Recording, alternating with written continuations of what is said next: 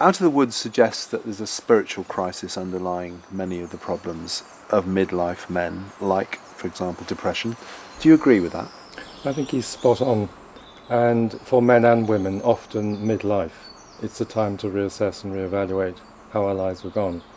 And quite often that's a really painful process. So when he talks about shipwreck, that's how it can feel. How do you think older men can find inspiration and purpose in their lives? I think if they recognise that things have gone wrong and there is an honest commitment to change, then they will start to see ways in which they can make more sense of their lives and get on with it. And how could a spiritual path help with that journey? A spiritual path will frame that search and give support, guidance, direction, inspiration. In a sense, it doesn't matter where you look, as long as you look for that kind of guidance and support. The book talks about facing your dying in order to enrich your living. Could you comment on that? Yes, Buddhists have this notion that death and life are opposite sides of the same coin.